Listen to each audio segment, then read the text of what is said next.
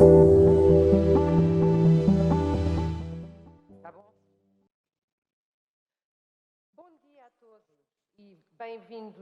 morning to all, and welcome back.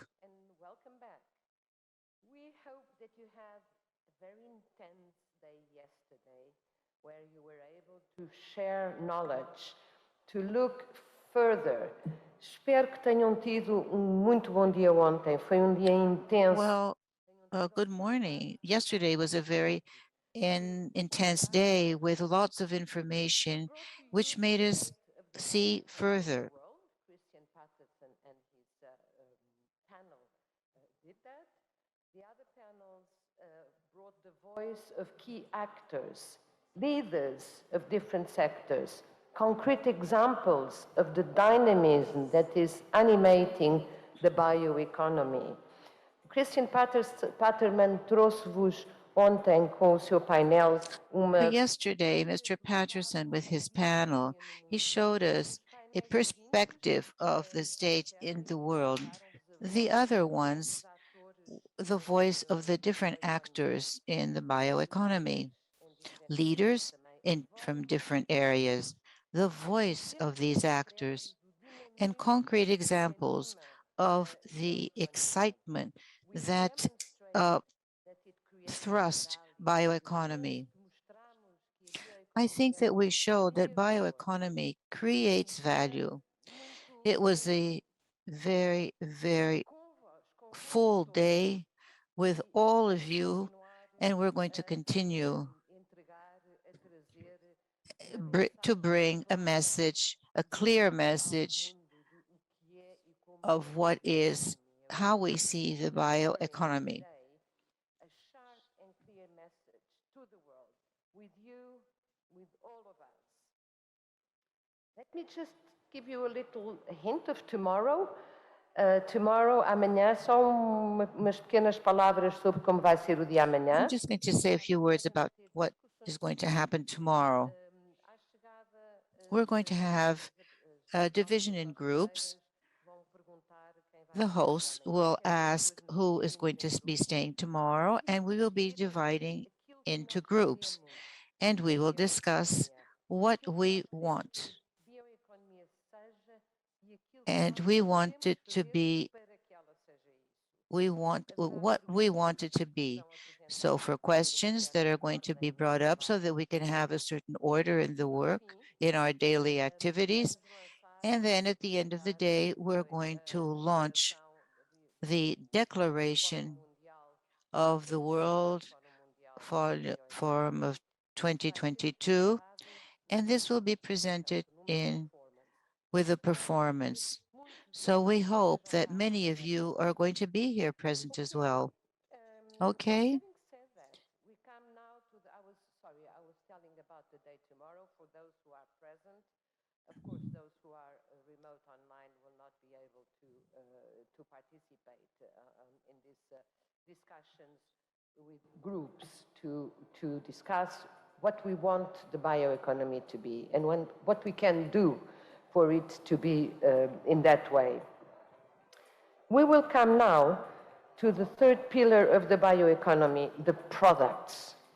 Bioeconomy is also the result of bioprocesses, the use of renewable resources as feedstocks and materials, and of consumption. Value chains driven by business thinking and activities and sustainable financing are a key element to deliver those products and services that are solutions to a sustainable global society. Society is constantly changing. We all know that as we are part of it. We are in a critical transition towards a world that is more conscious and more open to global change.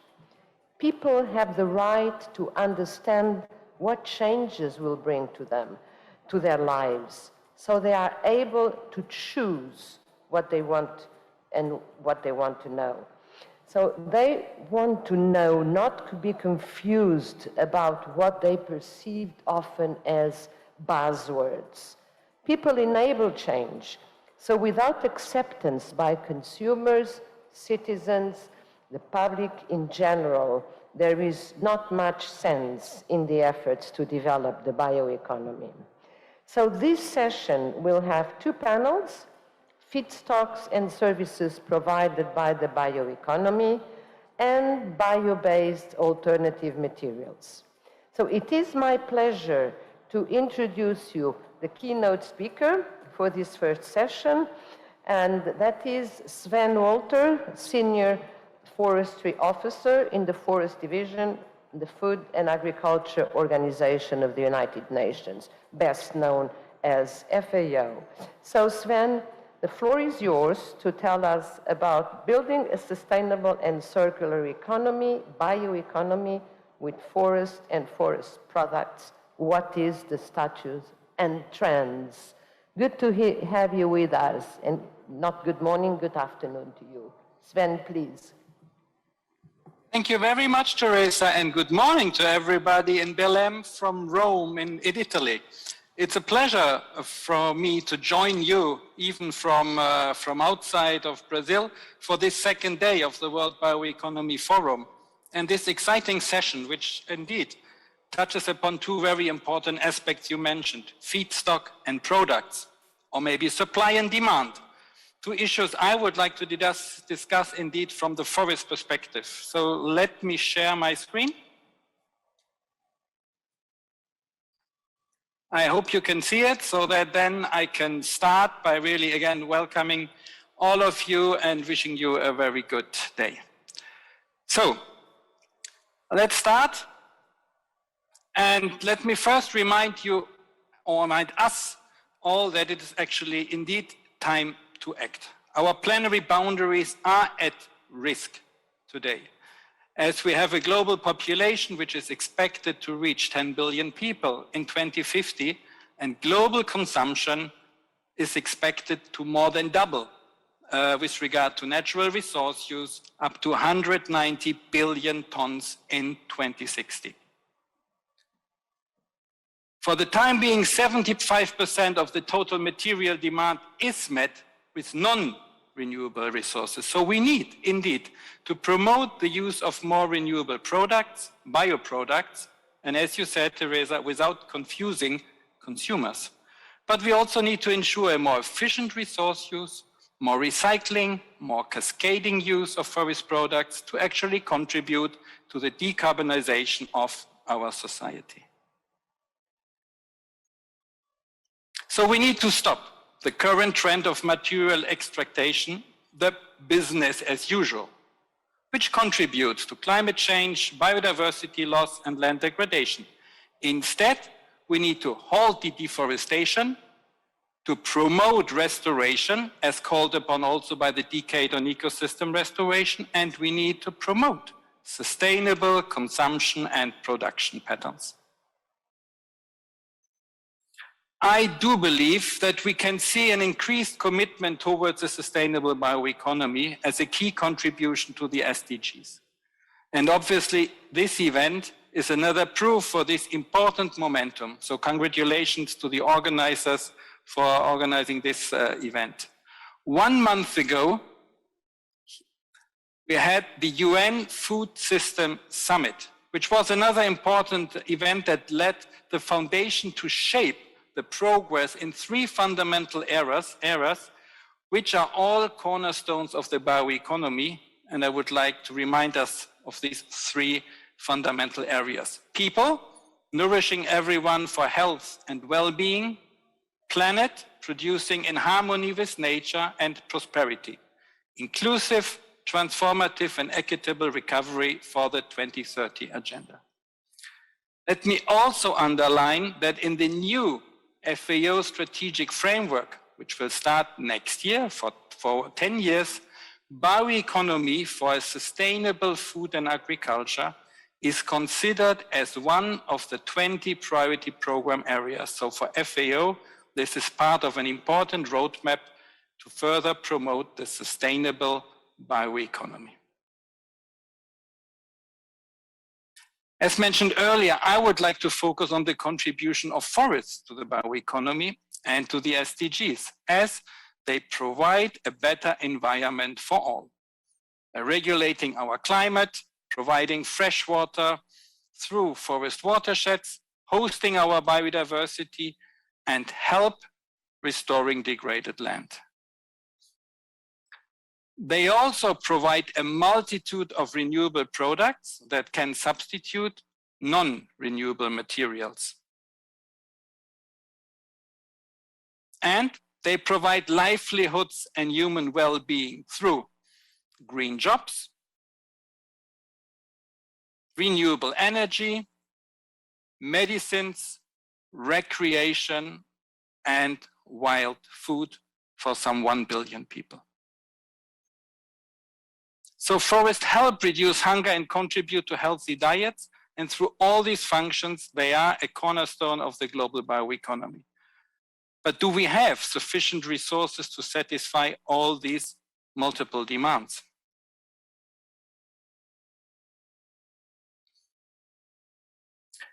Looking at the trends in forest cover, we can see that forests cover some 30% of the world's land surface, and that 45% can be found in the tropics. More than half, 54%, can be found in only 5 countries: the Russian Federation, Brazil, Canada, the United States of America, and China. However, the global forest area continues to shrink by about 5 million hectares per year, which is twice the size of Costa Rica every year. Globally, the red net forest loss has declined. You can see it here in the red boxes. But latest data also show that the forest expansion, here highlighted in green, is also declining. We can see further details in this graph. We can see that in Asia and in Europe, forests are expanding, but in a reduced speed, while we do have forest deforestation in South America, although here deforestation is reducing, and in Africa, where it is actually increasing. So we need to work on both sides. How to halt deforestation, to promote restoration, and obviously also to promote the sustainable use of forest resources. So now let's turn the page and look into the forest products. Looking at the trends, I would just highlight 3 key trends in this left graph. On the first point I would like to make is that industrial roundwood consumption as such continues to increase. However, when we look also at the increased population, we can see that the per capita consumption is reducing. So we can see that there are some efficiency gains in the production. We also need to note that around 50% of the industrial roundwood is used for fuel, meaning for firewood and charcoal. And this number is even higher in certain regions, like in Africa, where it comes up to 90%. Obviously, trends are different when it comes to different product categories. So let me again just highlight 3 trends while looking into the graphs. On the left-hand side, you can see that the blue mark, which is the sawnwood and panels, is increasing much faster than industrial roundwood, which again showcases that forest industry is producing more with less inputs, efficiency gains. When we look into the other ones, looking into production and consumption, and looking into the gray one, which relates to the wood pulp or the paper, we can see that wood pulp production is growing slower because of the substitution with recycled paper. And the same applies with regard to paper and board, which is declining due to digital media. Overall, and I think that's important to note, the graphs show also how production and consumption of forest products react to economic shocks that affect demand. You can see that in the early 90s and also in 2009, there was a steep decline in the production. And this is obviously also true for the COVID-19 impact.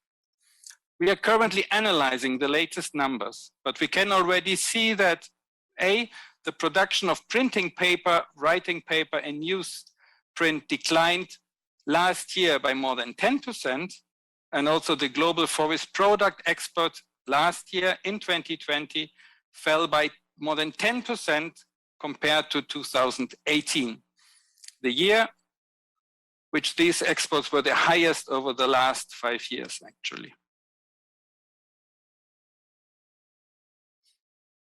These trends do also exist for a wide range of other forest products, which are often referred to as non-wood forest products and which are very important for the bioeconomy. And I trust we will hear more about them during the day. These products are equally important and include a variety of products from edible plants, ornamentals, wild meat, honey, or medicines. Let me just quote one recent number as an example. In Europe, the market value of these non-wood forest products, though largely for self-consumption, has been estimated at 23 billion euros per year, which is similar to the total value of marketed roundwood. Let me also highlight total employment in the forest sector, which was estimated at around 12 million people as full-time equivalent in 2015. And almost 90% were found in Asia and in Africa. Moreover, the data suggests that there is a decline in forest employment over the last 15 years. While this table only refers to forestry and logging, other relevant categories like manufacture of wood and paper products are not included but should be taken into account. ILO and FAO, together with other partners, are currently analyzing existing data available from ILO Stat to come up with some estimates on the total employment in those forest-related sectors. Also, the numbers are still under review. Preliminary estimates confirm a declining trend in employment in all subsectors of forest-based employment, although absolute numbers may be substantially higher than indicated in the table. Furthermore, the expansion of industry capacities and new opportunities being provided by a growing bioeconomy may generate new and additional jobs. Some model estimate some 3 million new jobs in the global wood industry only by 2050. So what's the future role of forest products in the bioeconomy? And what is their substitution potential compared to fossil fuel based? Together with the European Forest Institute, we made this assessment for some key commodities, and we will release the results next month. So let me just give a snapshot of some of the results. I mentioned already paper. For graphic paper, for example, we can see that compared to 2012, global newsprint consumption could be 30 million tons lower, and global printing and writing paper consumption 80 million tons lower by 2030. But the graph also indicates regional differences. For example, a much higher production in Asia compared to Europe and North America. Let me also underline that while graphic paper consumption is globally decreasing, the market trend is the opposite for traditional wrapping and packaging, as the consumption of this product category increases due to trends such as the e-commerce. I mentioned earlier that the population is expected to grow up to 10 billion people in 2050. And this means that by 2030, 3 billion people, or 40% of the world's population, will need new housing and some 300 million new dwellings. And as the construction sector is responsible for almost 40% of energy and process-related emissions, and 11% of those emissions are from materials and construction of buildings, wood as a construction material provides unique opportunities for substitution. The increased use of wood as a construction material in 100 cities could, for example, reduce the greenhouse gas emissions by 6% by 2050. So the development of mass timber construction has resulted in significant growth in demand for engineered wood products and particularly cross-laminated timber, CLT. And in 2017, the global CLT market was valued at $600 million and is projected to reach more than 1.5 billion in 2024. So there are chances that the market of wood as construction material will grow, which may require additional plantations to satisfy demand and new job opportunities. We see similar trends in the resin sector, as resins appear to have smaller carbon footprint than fossil-based equivalents. And the same applies for the production of wood-based fiber, as the textile industry is expected to grow between 6 and 30% by 2050, which could result in an increased industrial roundwood consumption of 40 to 190 million cubic meters to satisfy possible demand in wood-based fibers. So, trees and forests are fundamental for a growing bioeconomy as they provide feedstock for multiple products. Some are traditional products we know since a long time, many are emerging. The forest industry plays therefore a key role to ensure the sustainable management of the forest resources and the supply of the product derived from these resources. In FAO, key members of the forest private sector constitute an advisory committee on sustainable forest-based industry. It's called the ACSFI, which is a statutory body of FAO that guides us, our work, on issues concerning the sustainable production, utilization, and consumption of forest products. As I said, members are only from the industry and they can voice their independent views towards FAO. Mindful of the challenges and opportunities that the forest-based bioeconomy entails to halt climate change and to achieve the SDGs, and on the occasion of today's session within the World BioEconomy Forum, the committee decided to launch today a call to build back better in a post-COVID-19 world through fostering the ongoing development of a forest-based bioeconomy. The key points of the call are highlighted in this slide. And FAO and its members of the ACSFI are committed to work with you and with partners to address these key challenges, including to recognize the important role of forest and forest products towards a sustainable circular bioeconomy, to further facilitate the development of efficient wood cascading use, and there is a lot of potential to even further reduce the material footprint, and of course, as an international body, to strengthen international cooperation among scientific, industrial, and financial institutions. Unfortunately, I'm not with you, but I know that the vice chair of the advisory committee, Mr. José Carlos Fonseca, who is the executive director of IBA, the Brazilian tree industry, is with you, and he is a partner of the World BioEconomy Forum. I'm sure he should be with you in Belém, and I'm also sure that he can provide further information on this call and the work of our advisory committee.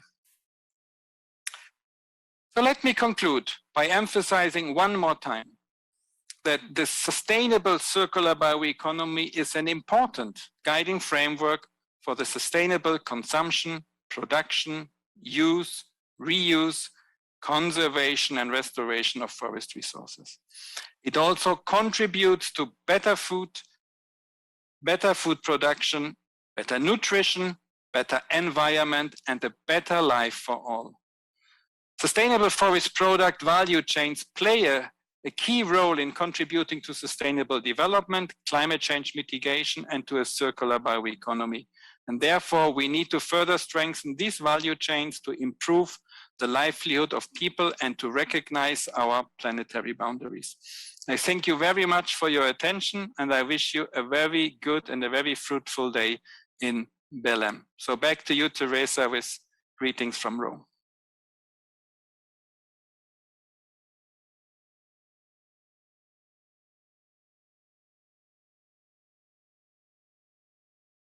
Industries is publishing today this call, this manifesto, and I can just hope that you will be a partner to the World BioEconomy Forum. I think we can, because it matches very, very well in a number of objectives and principles. So thank you very much. I'm also very happy to hear that the FAO is also preparing or will be preparing a sustainable bioeconomy strategy. I hope maybe at our next forum in 2022, you will be able to come and present it. It would be very, very good.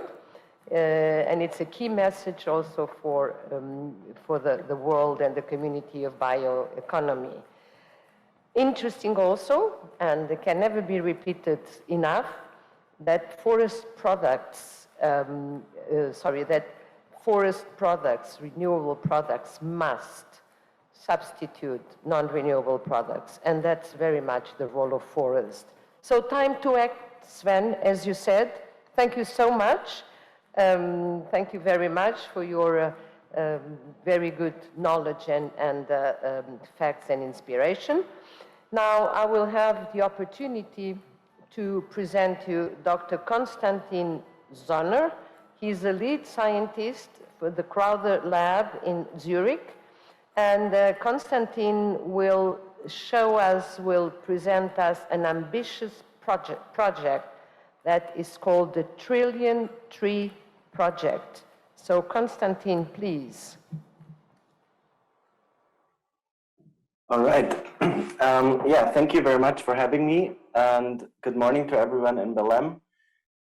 It's really a pleasure to be talking in front of you and talking about these very critical topics. Wait, let me try to find the right slide.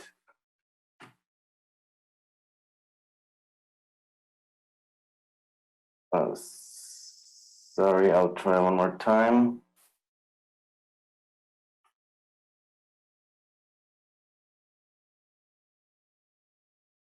All right, here we are. So in essence, I want to take you on a little journey to our global ecosystems that are so vital for the well-being of all organisms on Earth, including us humans, and that at the same time are so enormously threatened by man-made climate change. And I'm going to address the importance of ecosystem restoration, but I will also talk about the challenges that come along with it. And I want to make a point about how a sustainable economy, of course, depends on the well-being of nature, but also vice versa. How we can only protect and restore ecosystems if we find economically sustainable solutions. And to start this talk, I want to show you the power of these ecosystems. This is a NASA simulation of the annual carbon cycle. And what we see is that in the beginning of the year, we have these high CO2 concentrations indicated by the red color, especially at high latitudes. And as we move into spring and summer, these colors start to fade. CO2 concentrations are decreasing, and this is caused by one single event, the emergence of leaves on trees at high latitude regions. So we see the massive impact that ecosystems have. Every year, trees absorb around 120 gigatons of carbon from the atmosphere and release most of it a few months later in a cycle that regulates the climate. So understanding this is obviously important if you want to predict future and also current climate conditions. But given the massive power of the system, it is undoubtedly also the case that conserving, restoring, and managing our ecosystems effectively will have to play a critical role in our fight against climate change. Until now, we don't really have a good handle on the potential of nature because we've lacked a quantitative understanding of our ecosystems. This is because most of the data at a global scale stems from satellite information that can provide amazing insights into the spatial distribution of ecosystems, but not about what is going on below the canopy surface, the structure of ecosystems, and most importantly, the species, the soil microbes, the fungi, the plants, and the animals that drive all these ecosystem processes. And this is where our lab is trying to come in. We try to use ground-sourced observations from millions of locations across the globe, backed up by satellite information, to see how soils and vegetation regulate the global climate and the carbon cycle. But this also has direct implications for applied action. And we can start to use these localized insights to guide local action on the ground, which is so important when we think about nature-based solutions. Until recently, most of our research, or when we started this research, most was actually based on the Global Forest Biodiversity Initiative. In this initiative, thousands of ecologists from across the globe are collecting data from over 1.2 million global forest plots. And this can be really simple data, such as measuring the height of trees, measuring the stem diameter of these trees. But it's also about looking into the species compositions and the soil conditions that underlie all these vegetation processes. And with this global coverage of information, we can then start to pair these ecological insights with global environmental layers such as temperature, precipitation, soil properties, to really start to get a quantitative, spatially explicit understanding of our global ecosystems. Until recently, we did not even really know how many trees existed in the various regions across the globe, and we could then use a simple parameter from this database, so-called tree density, which essentially tells us about how many trees occur within a given area. We could use this to show that currently there are around 3 trillion trees existing on Earth. And this was a pretty huge number. It was almost 10 times higher than previous estimates. And it then, in the end, led the UN to rename their billion tree campaign to the trillion tree campaign, simply because they realized that planting a billion trees would not have much of an effect given how many trees there already are. But what we also saw from this data is that humans have already removed almost 50% of the trees that once naturally existed on Earth. And this, of course, has led to massive amounts of carbon emissions. And every single year, humans continue to deforest at a huge scale, and we lose approximately 10 billion of trees every year, contributing to more than 15% of annual carbon emissions, and of course, further destabilizing the ecosystems that we so desperately depend on. So this data was really great for revealing the current state of ecosystems, but we can also use it to show what the potential of ecosystems is. And this can essentially be done by removing the human impact factor from these models. So we can basically see how our world would look like in the hypothetical absence of humans on the planet. And what we saw when we applied this to tree cover was that, of course, there would be many more natural forests growing on Earth if humans wouldn't exist. But at the same time, of course, most of these regions are not available for restoration simply because humans need the space to support an ever-growing population.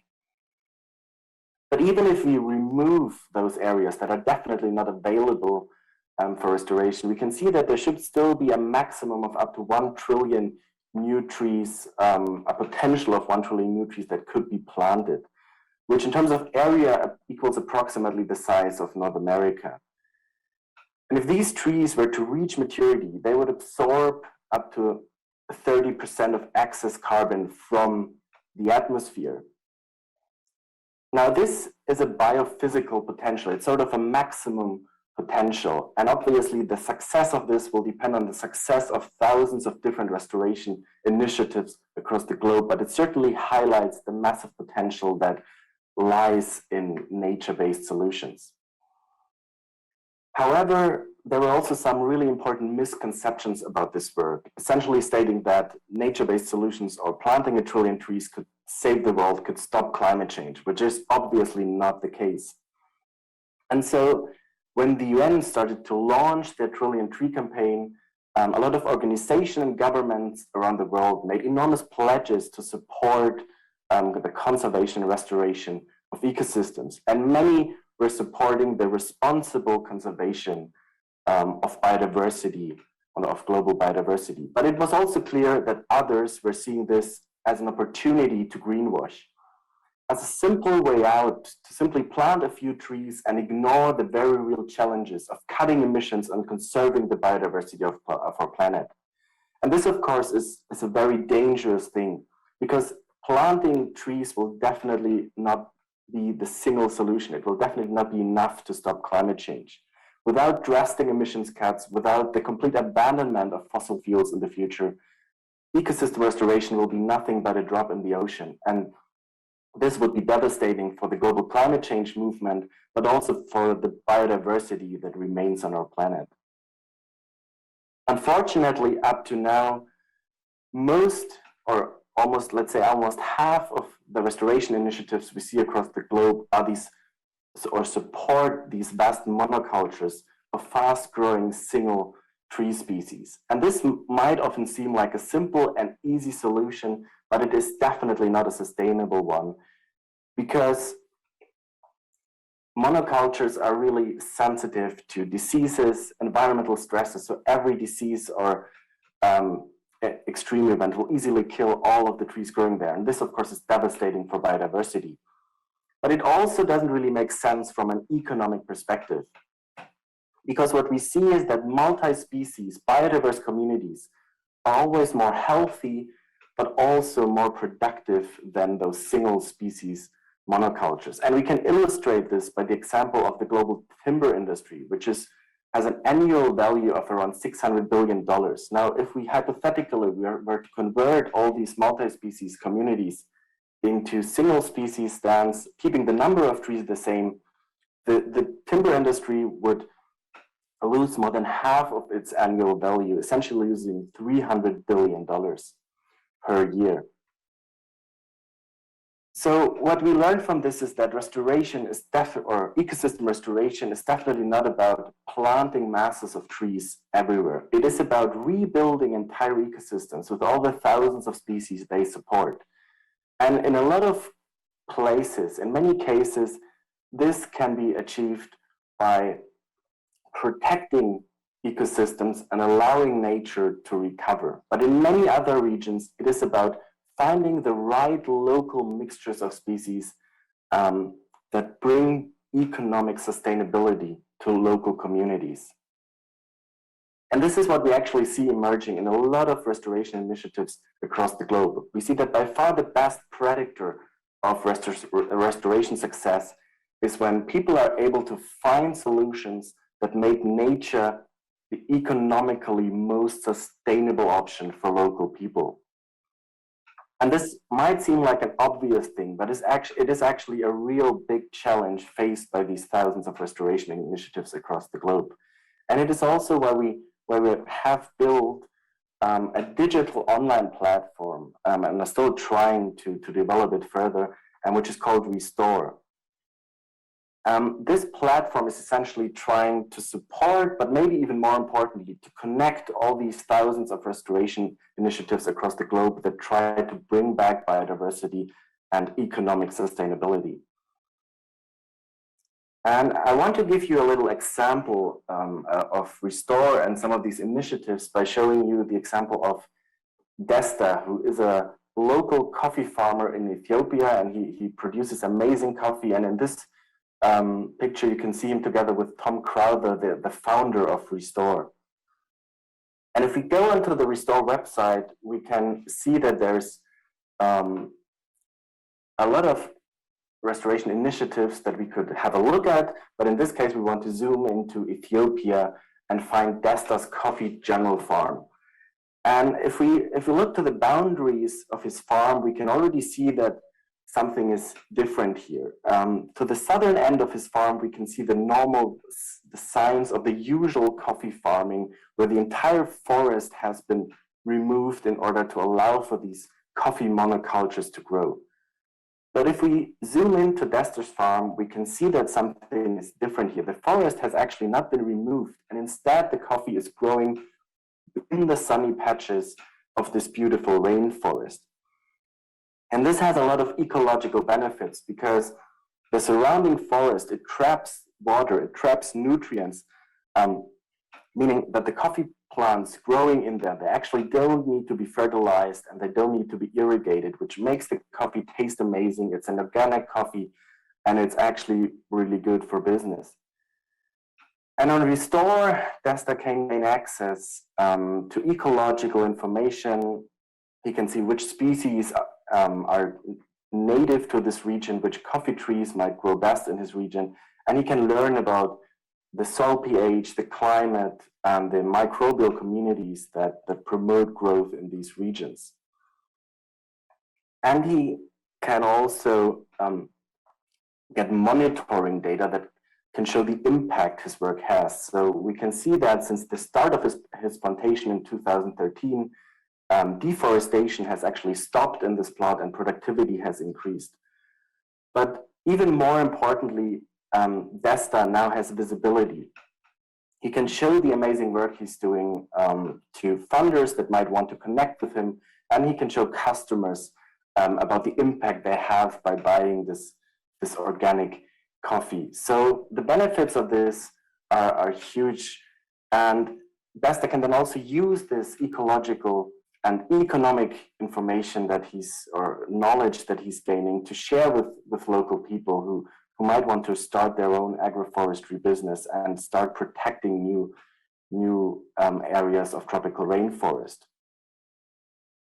So we see that when nature and biodiversity becomes the economically viable solution, the benefits can be extraordinary and huge. And I want to simply end this talk by saying that, of course, every one of us can get involved in restoration and protection of nature, be it either directly by helping to restore ecosystems, by promoting those restoration and conservation initiatives by giving money to them, or by investing into companies that actually promote the sustainable protection of nature. And with that, I want to thank you very much for your attention, and yeah, back to you, Teresa. Thank you very much. There's definitely a lot of challenges when it comes to, almost for some people, dilemmas when it comes to this reconciling restoration with climate change and social developments. So thank you very much for this very interesting talk that touches upon each one of us, actually. Thank you so much. Now, we have been presenting here in the forum a number of films, and this time it's about the local bioeconomy in the Amazon region, more specifically in the state of Pará, with a traditional background of craftsmanship. We will know the work and get to know the work of Riválido Peixoto, who has created toys using the wood of a native kind of palm tree, which is called the miriti, and I think we have seen it a bit around. This toy made of miriti, it's a big success among children and the public here in Belém. So let's hear his story, please.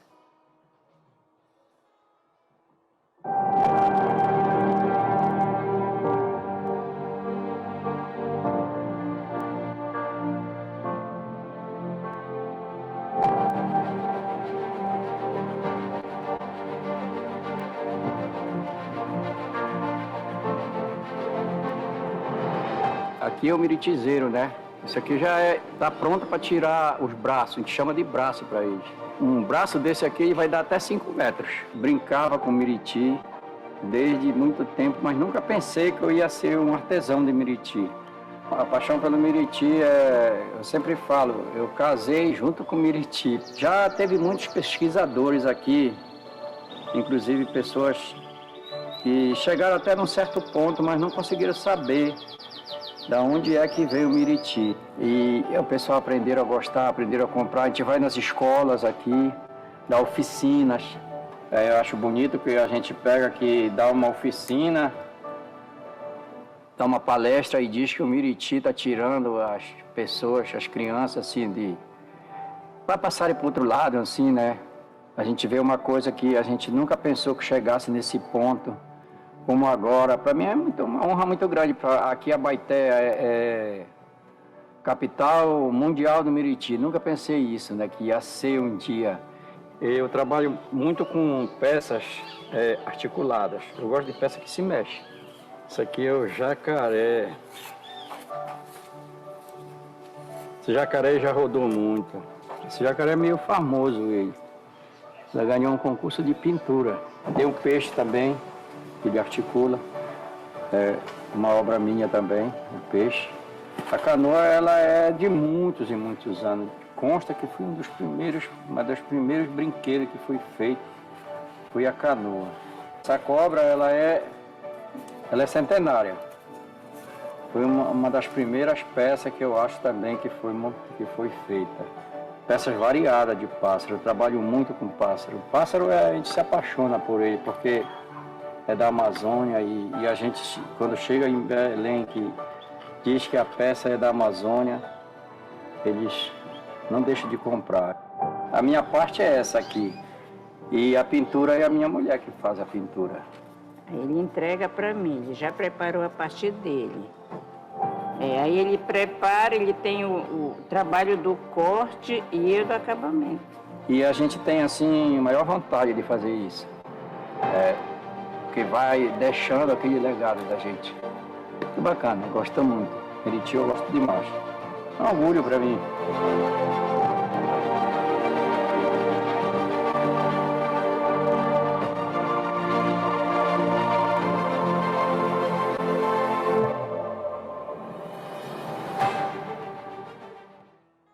Lovely.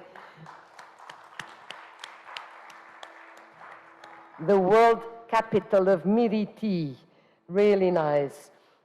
Maybe we can find some of those toys outside, but now I know where the boats that we've been seeing, the little boats, now where they come from. So great, very, very nice. Now let's move into the next panel, panel 4, and that's about feedstocks and services provided by the bioeconomy. And I would like, very happy to ask Fernanda Arruda to come to the stage, please.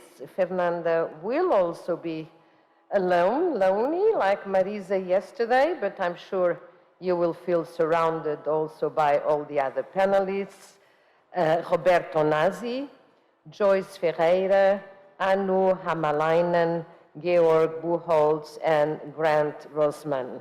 They will be moderated by Aida Greenbury. Hello, Aida. Nice to see you there. Aida is now sitting in Australia, and she's the co-founder of the World BioEconomy Forum. So, Aida, please. It's up to you now. Thank you for being here, all of you. Thank you, Teresa. You can hear me okay, I suppose. So, first, good morning, distinguished ladies and gentlemen at the World BioEconomy Forum in Belém, Brazil, and good evening from Sydney, Australia. First of all, thank you for the World BioEconomy Forum for inviting me to participate in this forum. I apologize that I cannot join you all at this important global forum due to the border closure of Australia during the pandemic. But fortunately, technology has made it possible for me to continue my support and participation, albeit virtually. A little bit of introduction. My name is Aida Greenbury. I'm co-founder and advisory board member of the World BioEconomy Forum. A little bit about myself. I study forestry and wood technology, and I've been working in forest product industry for half of my life. I was managing director at one of the largest forestry pulp and paper company in Asia, and now CEO of several organizations around the world, including the World BioEconomy Forum. I will be the moderator for today's discussion. And this morning, we are so lucky to have a panel full with important experts from around the world. They are, I would like each of you to nod your head when I introduce. The first speaker is Mr. Nasi, Director General, Center for International Forestry Research, or C4, based in Indonesia. The second speaker is Dr. Joice Ferreira, researcher at Brazilian Agriculture Research Corporation, Embrapa in Brasilia. The third speaker, Mr. Georg Buccholz, is a program manager of Forest and Climate Change Program, or FORCLIME, Germany. He's also based in Indonesia. The fourth speaker is Ms. Fernanda Arruda, Director of Atelier CB from Brazil. And the last but not least speaker is Mr. Grant Rosoman, the Global Forest Solutions Senior Advisor for Greenpeace International, New Zealand. I will read the short bio before each panelist present their 5 minutes opening presentation later. But today we will have a discussion about feedstocks and services provided by bioeconomy. Allow me to provide the short background about today's discussion. I'm sure you have heard from other speakers that we are literally surrounded by bioeconomy products in our daily life. There is a very, very long list of examples of bioeconomy feedstocks, from agri-food, from apples to animal produce and manure, algae from aquaculture and marine, from black liquor, lignin to bamboo, from forest-based products to sludge and municipal bio or solid waste from side and waste streams. And of course, environmental services and ecotourism from bioeconomy services. Why circular bioeconomy? Because we have a goal for a more sustainable future. Responsible sourcing and adopting circular systems are very powerful tools to help us achieve this sustainable future goal. The circular economy is an economy which is restorative by design, where material flows are captured and reused, and biological flows are designed to re-enter and replenish nature safely.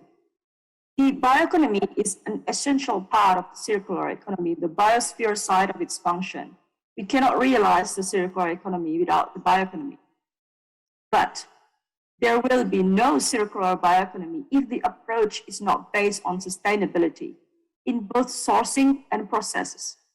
This panel today will emphasize on the importance of sustainability, inclusivity in circular bioeconomy feedstocks and services it provides. Now, our speaker will start their presentation. Each speaker will be able to share their own presentation themselves, except Georg and Joice, of course. So without further ado, our first speaker today is Mr. Nasi. Robe is the Director General of C4 since 1st November 2017. He graduated as a forest engineer from the French National Forestry School and achieved a PhD in the field of ecology from the University of Paris, Orsay. Since 1982, he has been living and traveling extensively in Africa, Asia, and the Pacific, undertaking research activities in the fields of ecology and management of tropical forests. His particular research interests include the sustainable use of forest products and multiple use management of tropical forests. His scientific work aims to integrate social and biological sciences for better management of tropical forests, more sustainable livelihood, and better design forest policies. He has authored and also co-authored more than 300 scientific publications. So, time is yours, Robe. You may speak around 5 to 6 minutes, please. Thank you, Aida, and thank you for reminding me that I've been in this business since 1982. So I will share my screen, try to share my screen.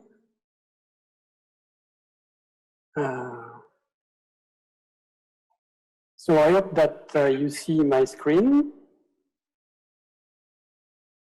And I think it's my short introduction will be very much a complement that was presented by Sven and Constantin in the first two keynote.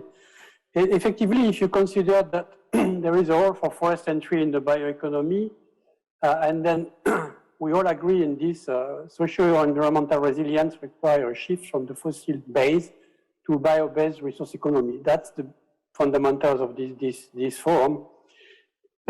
We have to agree also that we need more forest entries and a much wiser use of forest entries resources. And here we'll focus on wood, but we could have used NTFP or environmental services or food and have a bit of the same conclusion. So wood and the bioeconomy, in fact, there are a lot of places where you can use wood as a replacement of fossil fuel-based technology. You can replace concrete by wood, you can replace steel by wood, you can replace textile by wood, you can have new wood technology. So there is a lot of things that can be done. And we know that, for example, in construction, if we replace, if you use 1 ton of wood instead of 1 ton of cement, then you can replace 2.2 tons of CO2 that are avoided. And you get a better thermal efficiency, and the material use is reduced by 50% compared to concrete.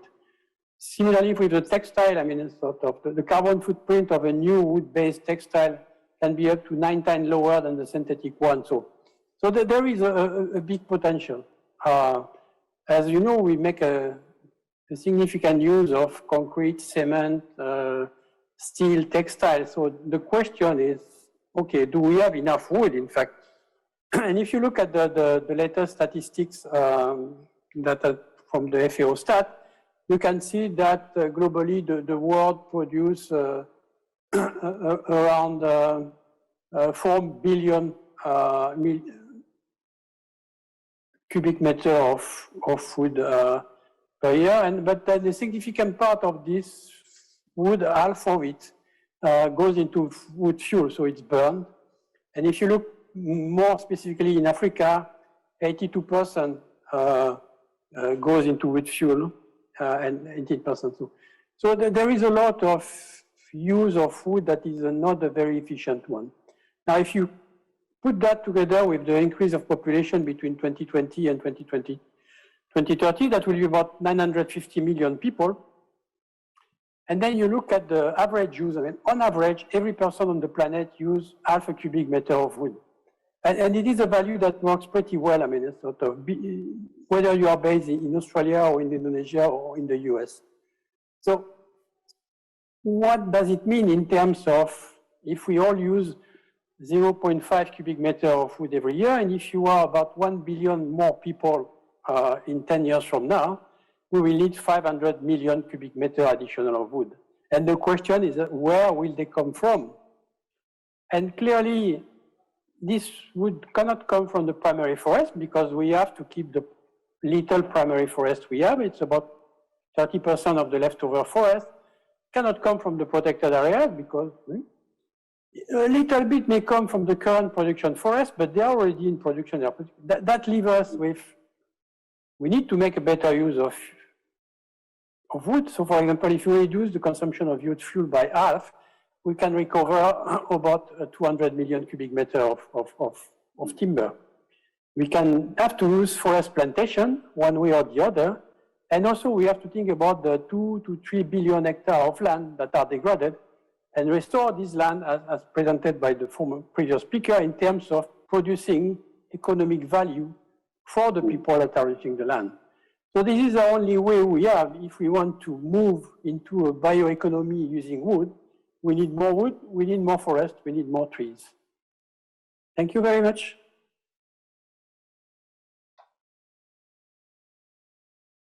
Thank you, Rebe. Very, very interesting and very, very short presentation, but very rich with information. Do we have enough wood? Indeed. And of course, like, do we need restoration with monoculture or mixed species like the previous speakers? It's a good question that we're going to discuss later. Our second speaker today is Dr. Joice Ferreira.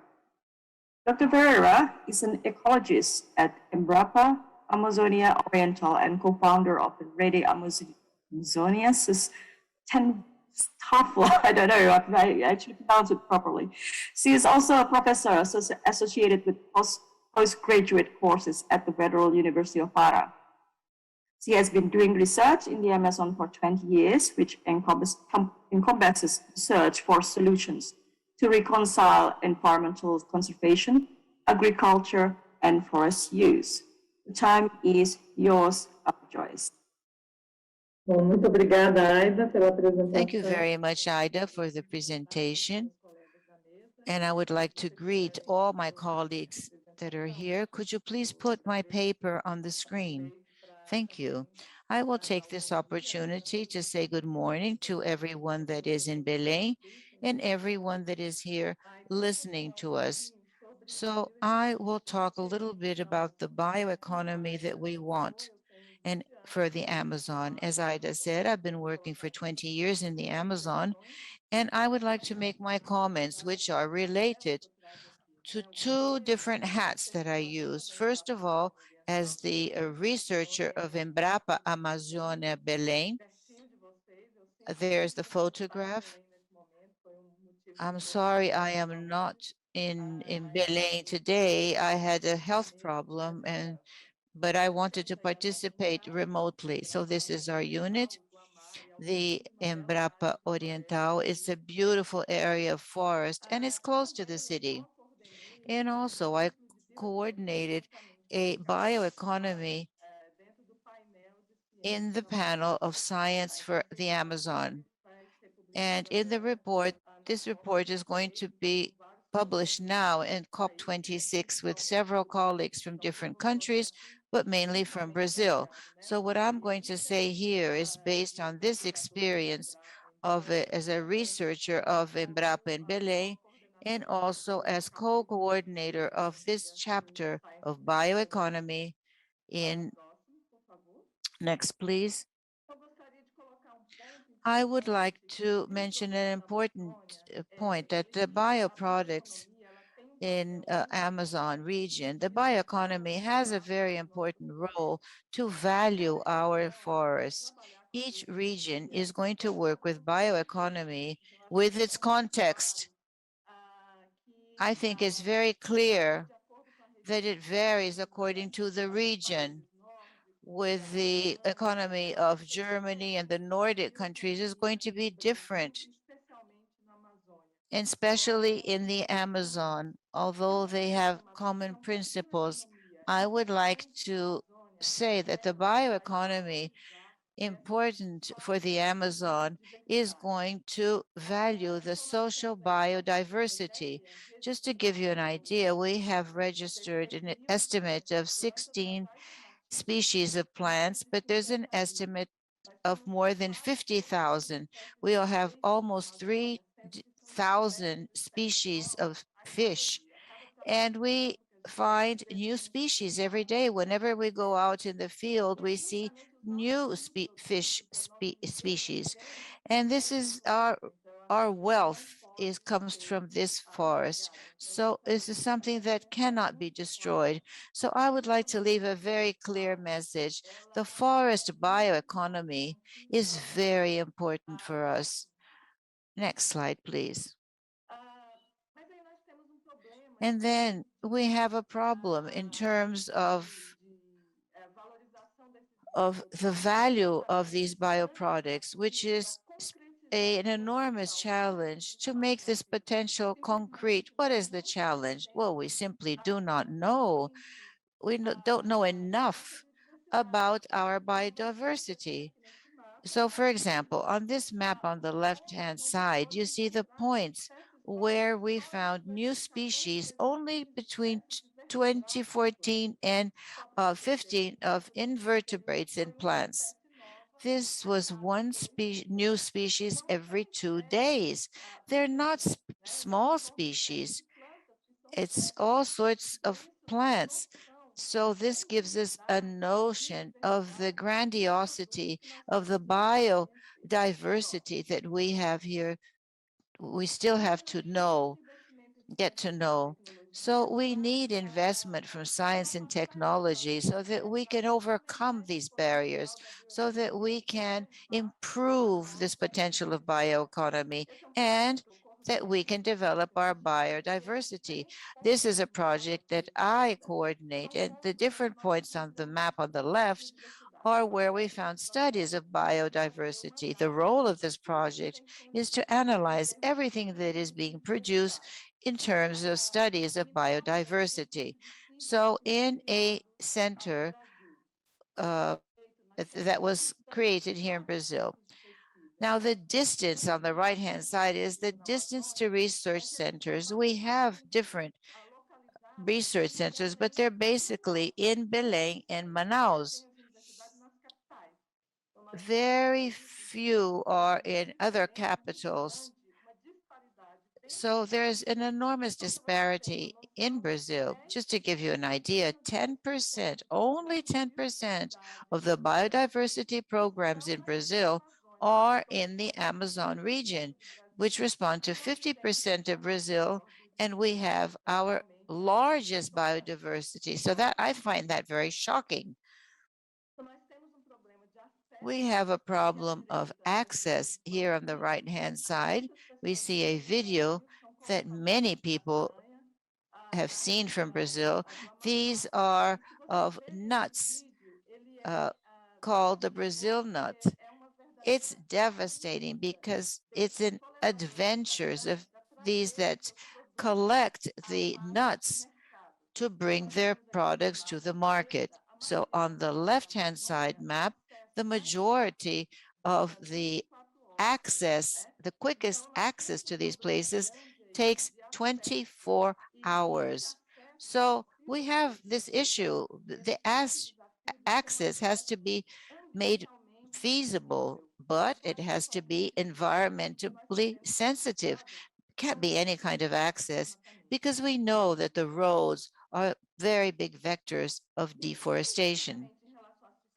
Now, specifically about productive, sustainable projects, we have a big challenge, which is to increase the sustainability, make it socially just, the economic activities such as cattle ranching. So we know that 90% of the agricultural land is for cattle raising, and 70% of the deforestation are related to cattle raising. So if we can work in the cattle raising for them to increase their sustainability is very important because it has a productivity of only 1/3. That is, 1/3 of its potential is being used. So the graph you see on the top right-hand side is what we prepared in the sustainable area in the Amazon. So there's also the productive that is more dispersed in the Amazon, but it gives the less revenue. Of course, revenue is not everything, but if you only focus on revenue, and all the policies in bioeconomy cannot focus only on revenue, I think this is a misinterpretation that exists in the policies for biodiversity. We have to think of the different productive systems, but the last one, this is a diversified production of fruit, where we have the highest revenue per hectare. So we are disseminating these systems with low productivity and low possibility of social indicators. We already have the knowledge to do this. Embrapa works very diligently with to integrate cattle raising and agriculture and to identify what gives us enormous damage. We have important projects. We have what we call the Oriental Amazon at Embrapa. So we have here the production of fish farming, and it was mentioned, I saw from colleagues, projects that are working with fish farming to improve this activity, which is so important. We have a lab of agro-industry for the production of acai and the production of several other products from the local biodiversity. What we need is support. We need support for our research in the region, in Brazil as a whole. Next. This other project here that I already mentioned, and my last slide in closing. What is the bioeconomy that we want for the Amazon? We want one that's socially fair and environmentally friendly. It's pointless to be only environmentally friendly. It's very important that it will reduce the social inequalities. I think this is a very important point that will favor biological diversity, all the services in the forest, and that will mitigate the climate and will improve the well-being. So what we need is a change in paradigm. Biodiversity and the bioeconomy has to value our diversity. The products will only make sense when we link them to the people, as we saw the Miriti, the example that was shown. Now, acai, which is now it does not bring, it is exported all over the world, but it does not bring the DNA of the local populations, which is what we enjoy in Belém. It's the link with the diversity of these people and the products. And this is what brings more value. Thank you very much for your attention. Thank you. Thank you so much. It's very clear that, in collaboration and working together with each other and a change of paradigms shift is very, very important to build strong bioeconomy. Thank you so much, Joice. The third speaker is Mr. Georg Buccholz. He's the program manager of the Forest and Climate Change Program, or FORCLIME, a technical cooperation module of the Dutch-German International, the Ministry of Environment and Forestry within the Development Cooperation Framework between the government of Indonesia and Germany. He additionally served as the sector coordinator for the German Embassy for Forest and Biodiversity. Georg has been working for GIZ in the forestry sector in Asia for over 20 years. As a program manager, he currently provides support and expertise to policy development on forest and climate change at national and subnational levels. FORCLIME currently focuses on Eastern Indonesia, with offices in Central Sulawesi and Western Papua. Georg graduated from the Faculty of Forestry in Freiburg in Germany, while having had a scholarship at the University of Toronto, Canada, where he wrote his master thesis on forest fire prevention. So the time is yours, Georg.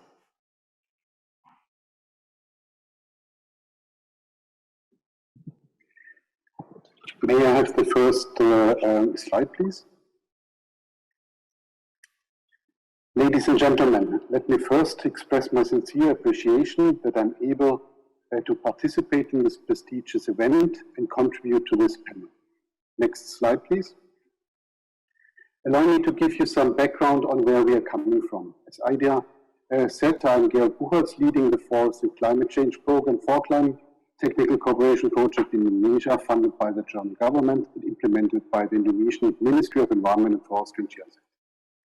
We have been cooperating with the ministry over 12 years, and they have been supporting several significant forest policy processes so far.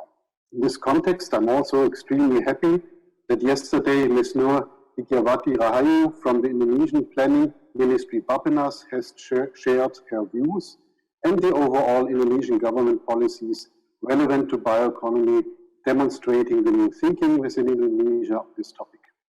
We are exploring the topic of a forest-based bioeconomy since some time and would like to share some of our thoughts.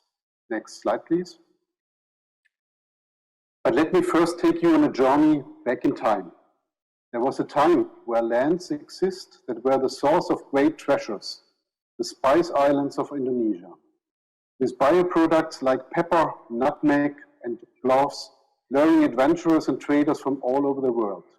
Precious resources revolutionizing the daily life in Europe, which multinational corporations, the East India Company and the Dutch East India Company, the Amazons and Googles of that time, fighting over them and becoming rich in the process.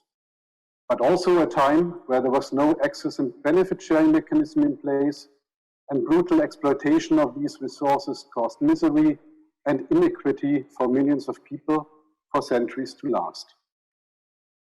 For me, there are similarities in the new discussions around bioeconomy, the use of genetic resources, bioprospecting and biopiracy, and the search for the new low-carbon economy. The treasures to be found nowadays are not spices or gold, they are plants, genetic codes, or molecules to replace fossil fuel products, finding a cure for cancer, or the miraculous anti-aging cream. In my opinion, Indonesia, with other troubled countries, such as Brazil, are the core areas where this new search for innovation is happening now or will happen soon. Next slide, please. But let me elaborate why we perceive Indonesia as such an emerging bioeconomy superpower. The answer is simple and may be surprising for you. Sunshine all over the year. Stretching along the equator, the availability of sun resulting that forests produce 40% more the amount of biomass per hectare than temperate and boreal forests. Additionally, Indonesia is one of the biggest countries in the world. The distance from east to west equals twice the distance from London to Moscow, or in other words, accounts for 1/8 of the Earth's circumference. And finally, its immense biodiversity and the unexplored genetic richness of its tropical ecosystem. It has one of the largest collections of the indigenous medicinal plants in the world, only second to the Amazon rainforest, and it has 10% of all flowering plants. Next slide, please. However, we should also look at weaknesses within the Indonesian setting. First and foremost, advances in bioeconomy and the use of genetic resources require investments from private but also from the public sector. This has been in the past an issue. However, in this context, I would like to mention current developments to ease foreign direct investments, the so-called Omnibus Law, a major initiative to strengthen the economy by increasing competitiveness, creating jobs, and making it easier to do business in Indonesia. This law is supposed to have addressed past bottlenecks in administration and reduced the red tapes for foreign investments. Research and development is needed. There is room for improvement for cooperation between private sector and government on this topic. Next slide, please. There is one part within this overall bioeconomy discussion Forclimb is in the process of supporting, the so-called Exit and Benefit Sharing Mechanism, or RBS, within the Nagoya Protocol of the Convention on Biodiversity, addressing the use of genetic resources. Indonesia has signed this protocol and has implemented various elements, such as an RBS clearinghouse mechanism. Forclimb commissioned a legal gap analysis to identify current bottlenecks within the implementation of this Nagoya Protocol. We are confident that the analysis will be finished by the Biodiversity COP next year in Kunming and can provide guidance for policymakers and investors alike. The questions are what regulation and guidance should be in place or reformed to attract investments, but also ensure that benefits of new bioproducts, in most cases, identified through indigenous knowledge and practices, are shared in a fair way. Especially the biodiversity hotspots in eastern Indonesia are here of special interest. In this context, the circle is closing towards the Spice Island narrative I provided in the beginning.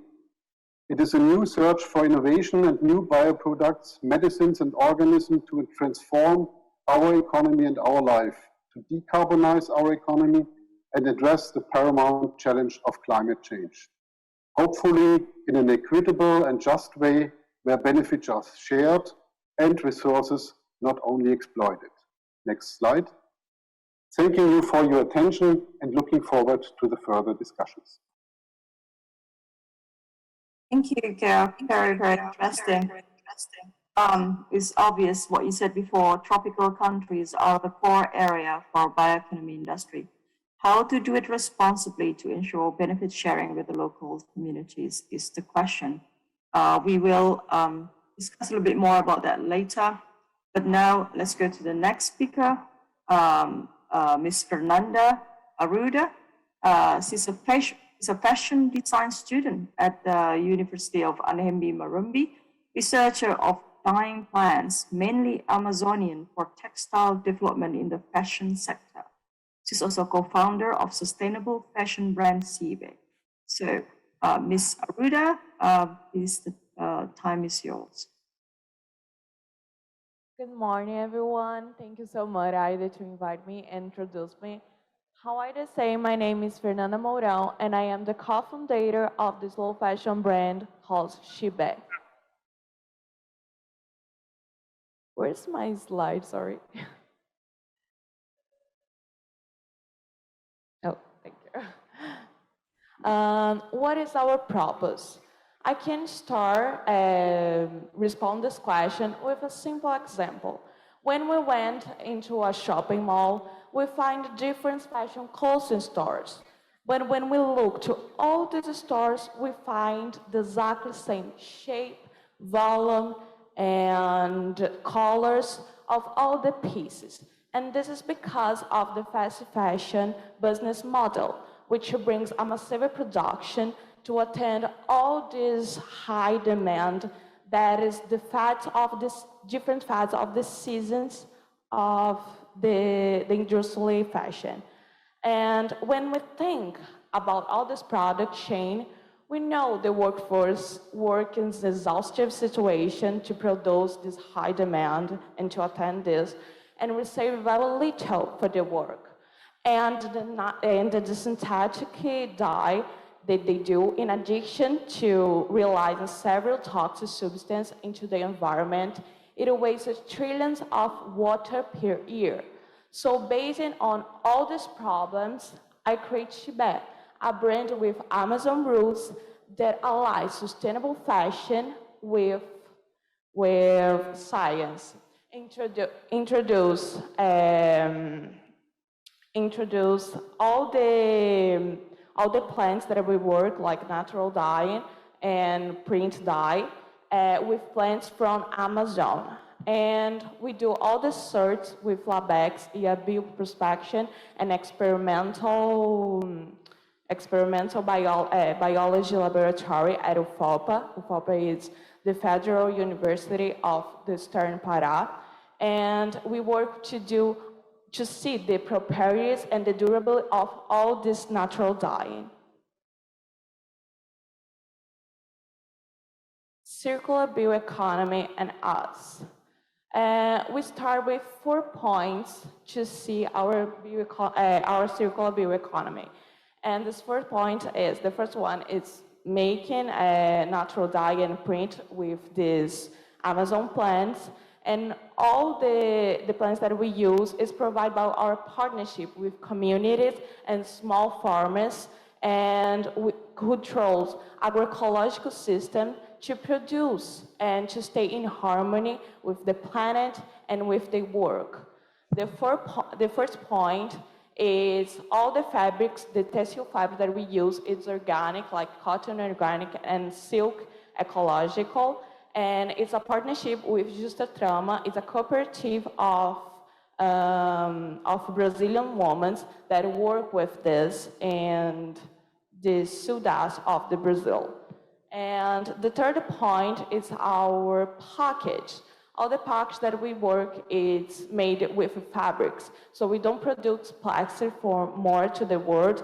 And the client can return all this package to us and recycle and to put another product. The first part, it is the search that we do with Labex to see the properties and to see all the durability of these plants.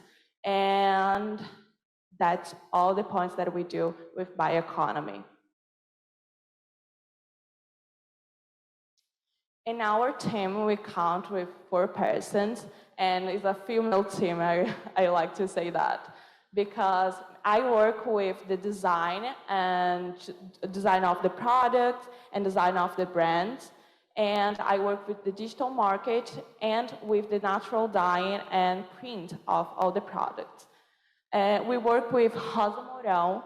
Hasso von Pogrell is the profession and doctor from Labex, and she works with the tests and see the search of all these plants that we work to see the durability and the properties of all these plants with study science. We work with Dani Cardoso. Dani Cardoso is an indigenous artist, and she works with the development of all the graphics that we have, the indigenous graph that we have in our products. And we work with Elzimar Fonseca, and she cares about all the sewing and the modeling of all the products. So thank you everyone to the attention. And I want to say just one thing. Thank you. I want to say one thing. I want to say Chibé transform life into art. Life is the community that work with us.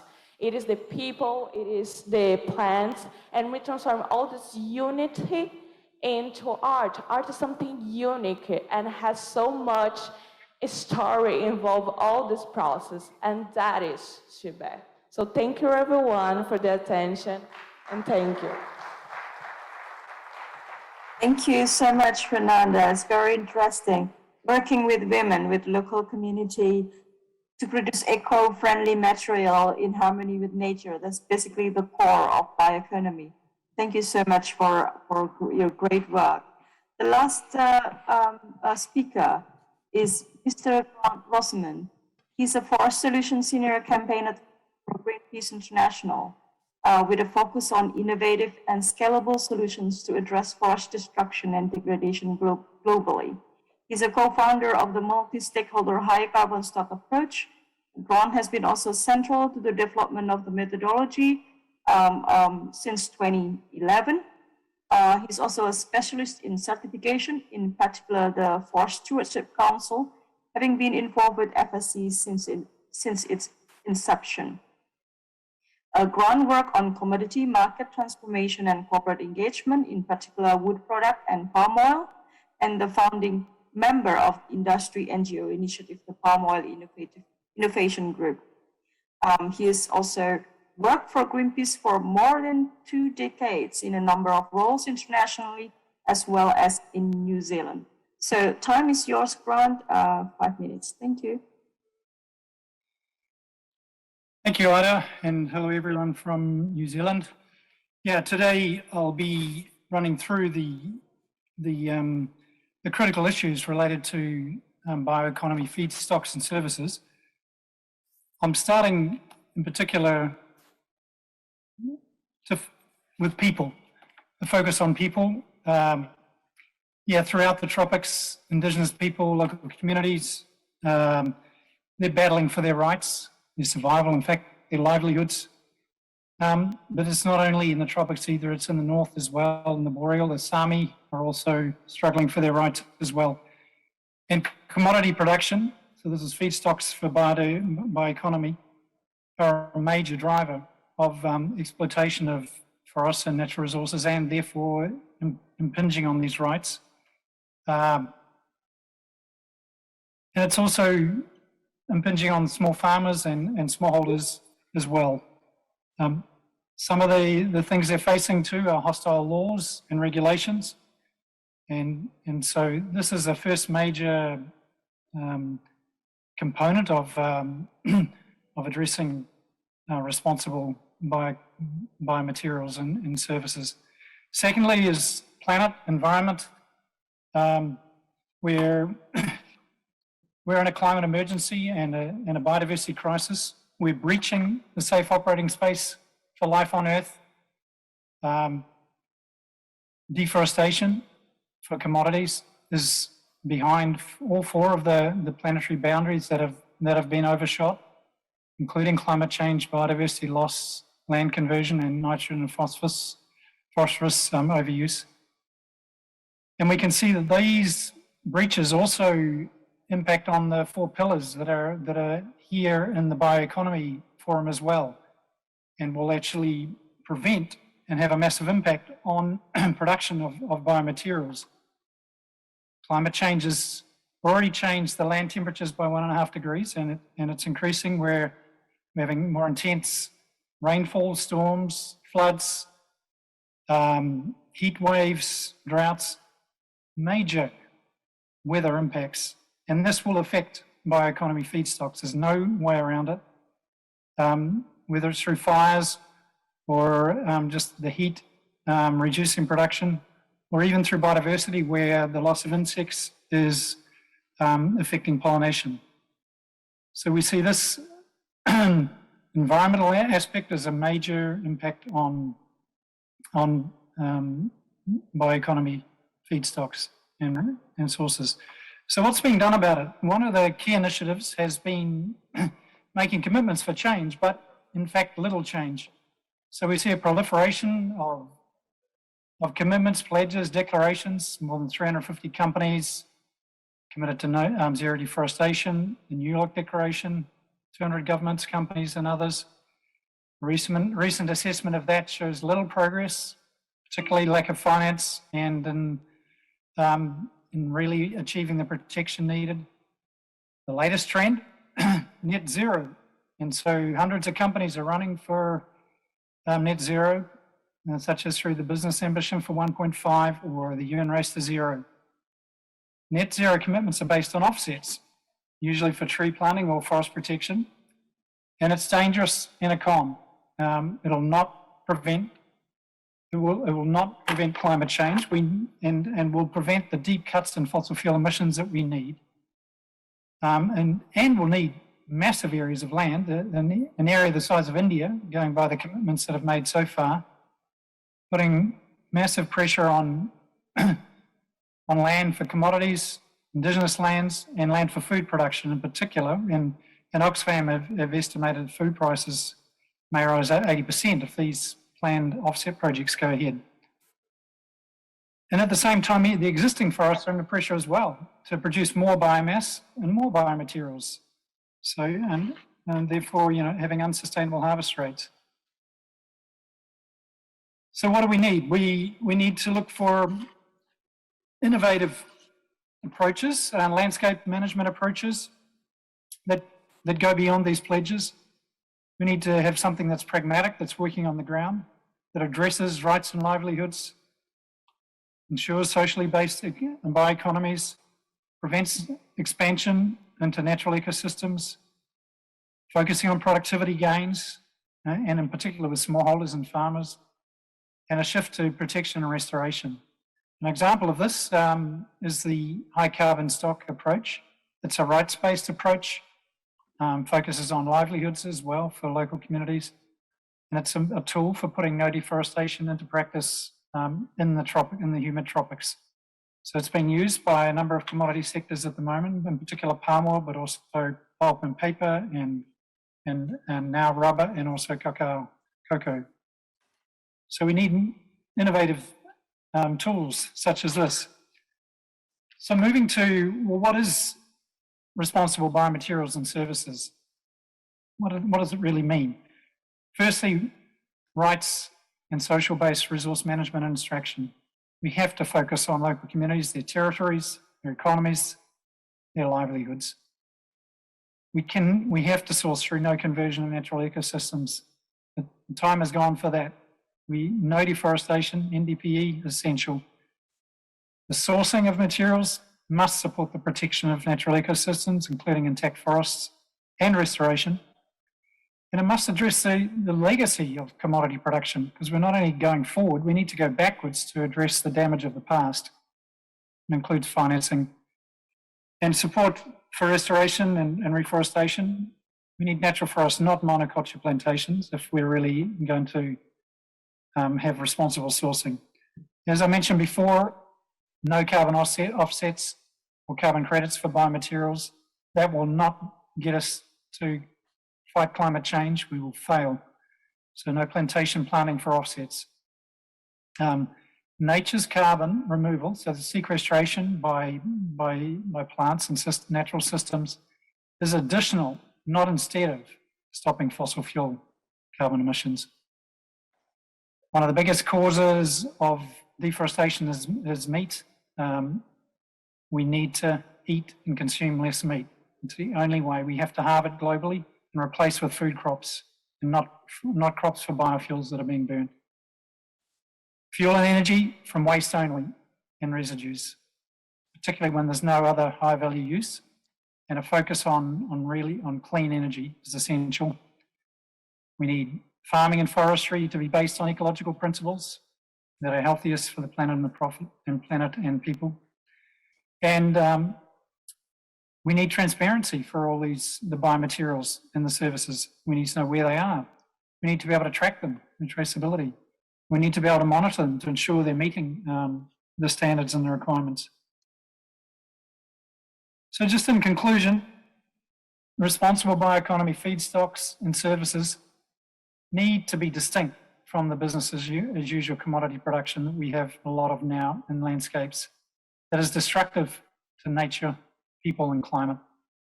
And there's no financial sustainability in that either.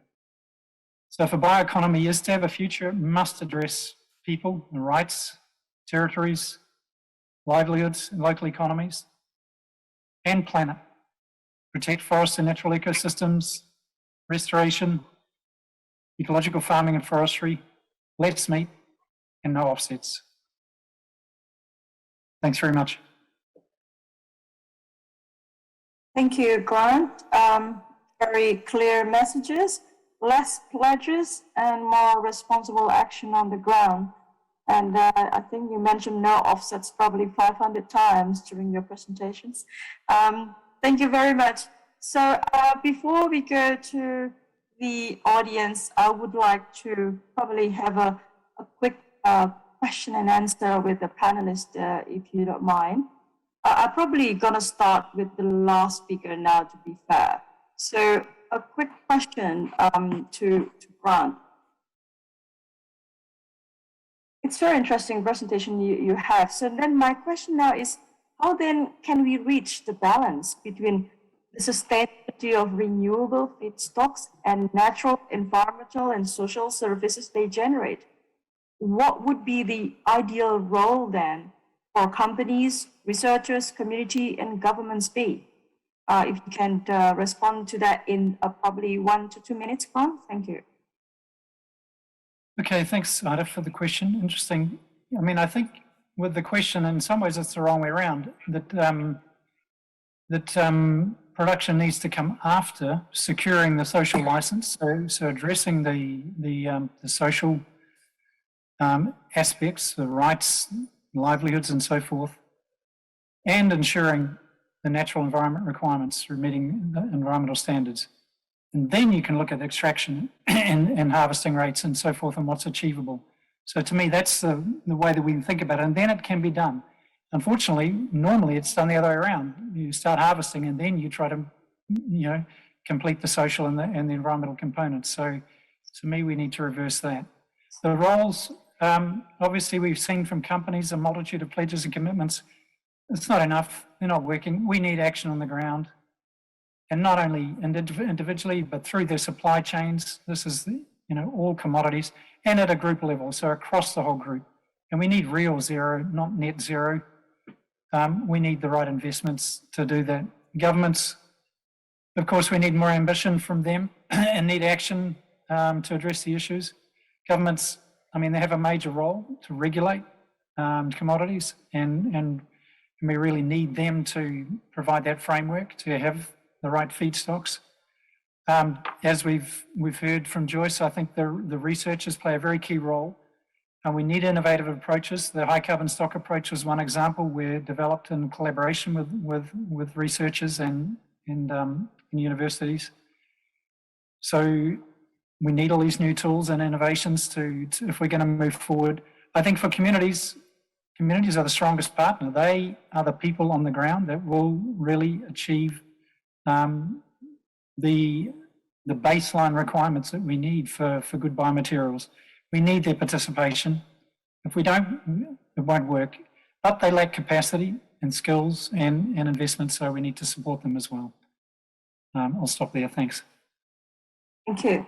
Thank you. Talk about community. I would like to ask Ms. Arruda here. You presented really interesting progress there. But how does it work to, you know, how does it work to work with women, not just local women, but also local communities? And what kind of support would an Amazon-based and community-based small industry players need to promote sustainable bioeconomy, especially from global stakeholders? What kind of support from local, national, and global stakeholders would a startup like yours, that is, you know, very local based, need, Fernanda? So I really think the Amazon has a big potential to be a great advanced path to the bioeconomy. And I think what we need is more investment for search and for sustainable technologies to basis to all put this more in advanced paths and pass down all the problems that we have. Thank you.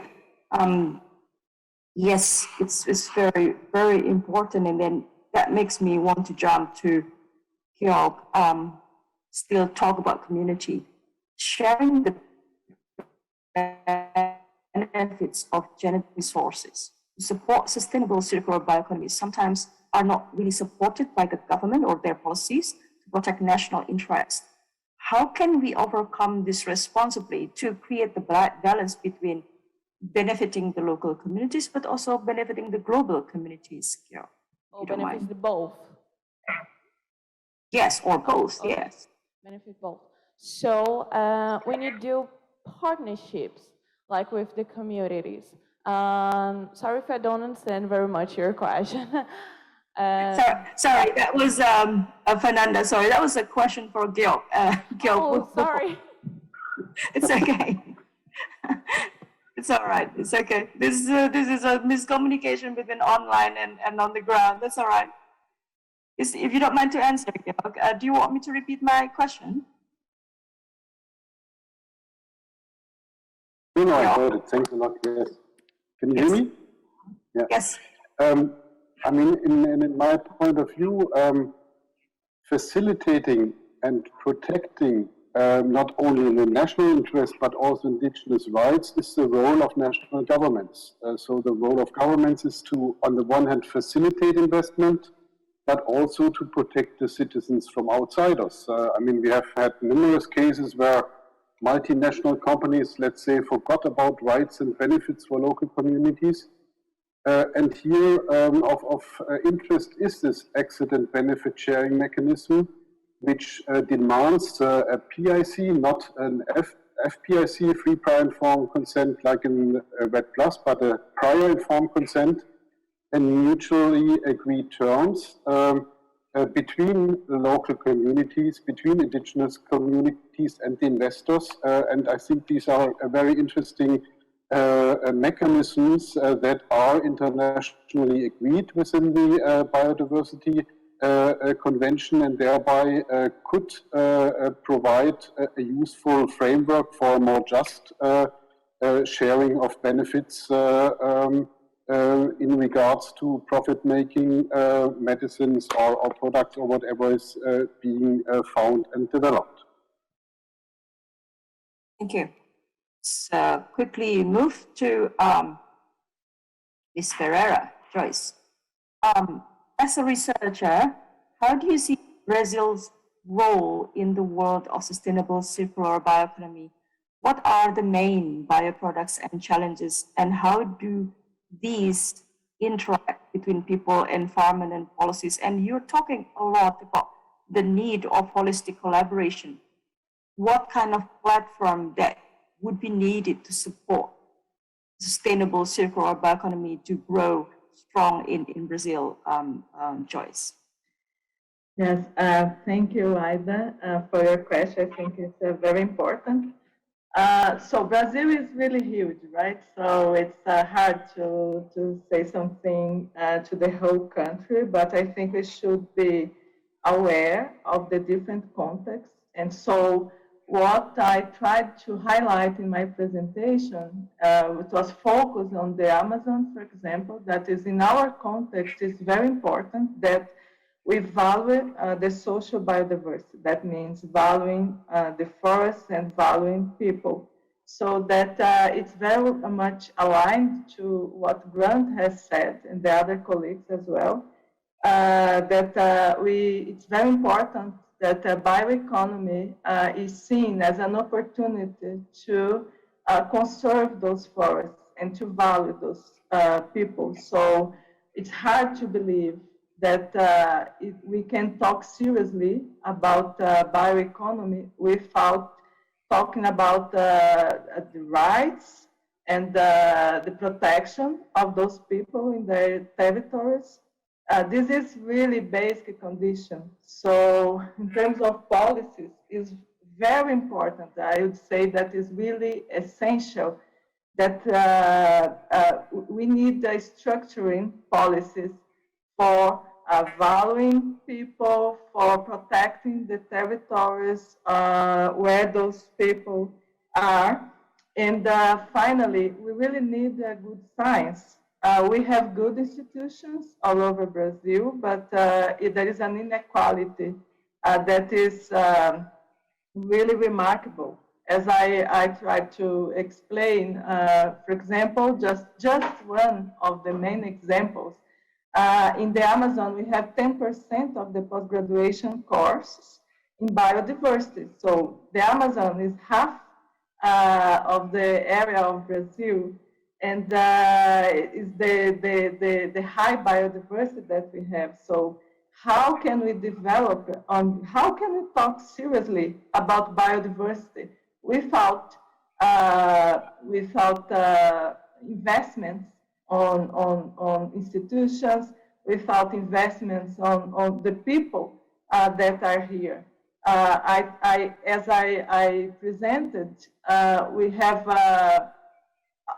researchers committed in our institutions, in Embrapa, in Belém, and in many others like Museu Guilde, the Federal University of Pará, but we are really underfunded. So how can we talk seriously about bioeconomy in this context? It's really, we are playing. It's not fair to talk about bioeconomy in this situation. So we really need more investment, a bold investment in science, in technology. We need partnerships. And the main point that I tried to make in my presentation is that we need really need reduce the inequality. So it's a risk that we talk about bioeconomy, just to focus on environmental issues. That is legitimate, of course, is very important, but we cannot talk just about mitigating, and as our colleague has said, about net zero and so on. So really need to discuss seriously about that. The bioeconomy should be an opportunity for conserving those forests and mailing for improving livelihoods. So this, I think it's, we should make this point very clear here. Thank you. Yes, agree with you. And I think all four of you, Fernanda, Joice, Grant, and Georg, you mentioned, something that is all the same, basically the importance of community and embracing community, the importance of free and prior informed consent that is sometimes forgotten because people are so much focusing on forest protection and other climate change issue, but they forgot about the community. That's a very important point. So last question before we ask the audience is basically to Robe. Robe, I think the previous speakers also mentioned about nature-based solutions. As defined by IUCN, nature-based solution is action to protect, sustainably manage, and restore natural ecosystem. But do you think nature-based solution be the answer for circular bioeconomy for both feedstocks and services? What do you think? Is there any examples? What are the main challenges to do that responsibly, Robert? Well, I think definitely nature-based solutions are probably critical for the circular bioeconomy. The problem that it seems that nature-based solutions have the potential to reduce greenhouse gas emissions by about 30%. So we still have the 70% of the fossil fuel that we have to take care of. But the problem is that the investment in terms of climate finance in nature-based solution is only 3%. And so you see the discrepancy is the same as the problem as the inequality, or I think we are not very serious on what we say we want to do. The global community has promised $100 billion per year to fight climate change in 2009. In 2021, we are at $80 billion, so we are not at 100. And at the same time, we are subsidizing fossil fuel at the rate of $11 million a minute. That means that within a week, we have reached the $100 billion for climate change, and we do that 52 weeks a year in terms of subsidizing fossil fuel. So nature-based solution, yes, but we need to invest in that, and we need to invest in that the same way in this green infrastructure that we invest in other type of infrastructure. Otherwise, we are not going to make it. So we really need to be serious and go beyond pledge and look at all these perverse subsidy. And then if we have investment, if we have a proper process, proper involvement of the communities and the steward of the land, I'm sure we can make it. If we are not serious, we are not going to make it. Oh my God. So yes, I heard that all countries trying to stretch from all directions to collect $100 billion by the COP in Glasgow next couple of weeks. They said that they could make it, but we never know. But yes, we need $100 billion a year to address climate change. Where are we going to get it? But $100 billion a year, like Robert said, is actually not that much. Fossil fuel, they can get it done in a week. And the U.S. Army, for example, their budget is $750 billion a year as well. So money is actually there, but are people actually serious enough to invest it to address climate change? That's the question. So I'm going to ask if there is any question from the audience. Teresa, if you can help me. Yes, Aida, there is one question. I would like to know if cellulosic residues are not good replacement for wood products. Who should be replying to this? Maybe Robert. Maybe. Yeah, I leave it with you. Sorry, I didn't hear the question. What should be replaced? Sorry, go ahead, Teresa. Could you repeat the question again? Sure. Of course, the question was, are cellulosic residues not good replacement for wood products? Sorry, I don't hear you. I'm really sorry. You cannot hear me? Can you hear me now? Can you hear me now? Online to the thing, it doesn't work. I'm sorry. Robbie, I will say the question is, I think the best people to answer it, probably you and Grant, probably. The question is cellulosic residue not good to replace wood products? Is that correct, Teresa? Yeah, absolutely. For wood, not completely. For wood products, yes. In part, cellulose residue can be used for the use that we do, but they could not replace. You are unlikely to build an 18-story skyscraper in cellulose residues, but you can do it in cross-laminated timber. So I think it's part of the solution. I mean, everything we can do to recycle, and then remember that we're only recycling 7% of what we consume. It's a good step forward. I mean, it's not tough, but you cannot expect to replace completely one element by another. It doesn't work like it. Not that easy. Yeah, perhaps Grant and Georg so could answer, maybe Joice as well after this. No, Grant? yeah, go ahead, Grant. Do you want me to? Yeah, I don't have much to add. Sorry, Joice, you go. Okay. No, then I would. Go ahead, Grant, please. If it's okay, Aida, I think we Well, have. Teresa. I would ask the audience here if they have a question. I can say it in Portuguese. Há alguma pergunta, como falámos ontem, alguma pergunta aí do público que gostariam de pôr a este painel? Are there any questions from the audience for this panel? You can ask your questions in Portuguese and I will translate them. If there are any questions, please raise your hands. Feel free to ask them. I have another one here. How do you understand the role the international community plays in advancing local bioeconomies in Brazil or elsewhere? Did Perhaps, you get it? Yeah, got it. Perhaps Georg and Robe and probably Joice could answer that. Probably Georg, you first, based on your experience in working in other countries as well.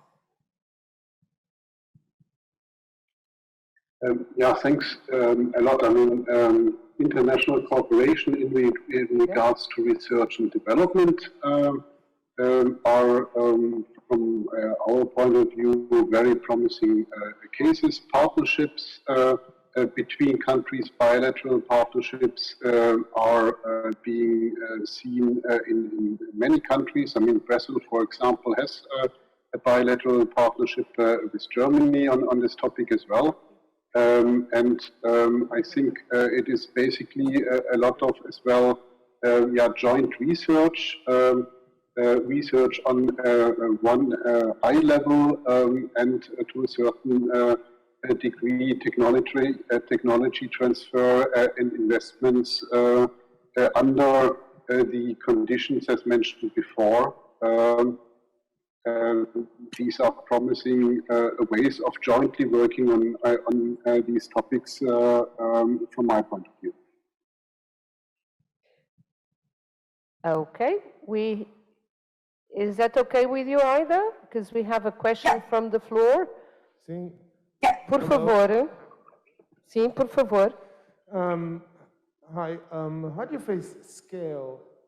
I mean, industrial scale with this kind of products, because this industrial scale and there's beyond this China, for example.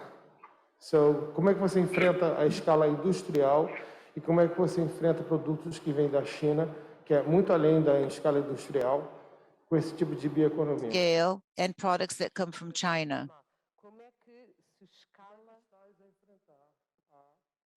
How do you face the industrial scale with this kind of situation? Because for these products to reach the people, the competition are, and some products come from China. So the question is, how do you scale the industrial activity or the industrial production of those products resulting from the bioeconomy? Because the alternative is, as we have been saying, non-renewable products, but also this massive number and amount of products coming from China. That's interesting. Who would like to answer that, my dear panelists? I can make a point. I think from this, I try to make a difference between the forest bioeconomy and the commodity bioeconomy. So I think they are different strategies, and I think we should be prepared for a paradigm shift. Like if you are talking about the relationship with communities, we should be aware that is a kind of niche, a market niche. So we should be really careful. And that was the Oi. point that I made before of not only paying Oi, attention Pati. for Não entendi. because Patrícia. this is really dangerous. As Pati. I explained it before, I tried to make this point. Fala aqui. That, the biodiversity Oi, eu não entendi o que você falou. Que você vai o quê? Comer? So we have to Não entendi. Você fez assim, achei que você vai comer. they produce their own food.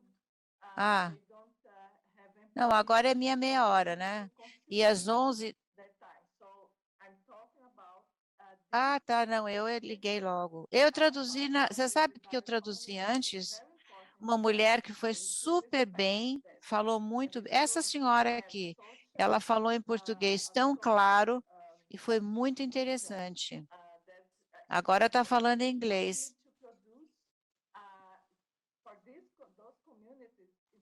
É, não dá para você sair agora. Fernanda was showing us an initiative that is different, not to sell to compete with China. It's a different thing. So I would like just to make this point that we need this a paradigm change. And then I think the other colleagues maybe could make a point on the more the commodity side that I think it's important as well. Thank you. Yeah, that's true, Teresa. Even in my part of the world as well, you know, like paradigm shift is like. O Michael está no lugar de quem? They understand more about, you know, food. O Michael está no lugar de quem? Non-renewable. So we have 3 minutes. Entrou o Michael Penfield. 40 seconds left. So perhaps we can ask each panelist to give a closing statement, probably 40 seconds closing statement each. Is that okay? Let me start with Robe. If you want to say something about sustainable bioeconomy, Robe, 40 seconds. Well, I think it's a great way for the future, and the future is what we do of it, and that means that we have to be serious in our commitment and putting really action, and a bit less talk and a bit more action, a lot more action. Yes, a lot more actions. Joice, closing statement, please. Yeah, I think we should be aware of the diversity that is associated to bioeconomy, so we should embrace that. But also we should really think about this paradigm shift and a change in the way we consume. We should pay attention for the importance of partnerships. We will only change that with partnerships and strengthening science and technology in our country. And we really need to solve basic problems.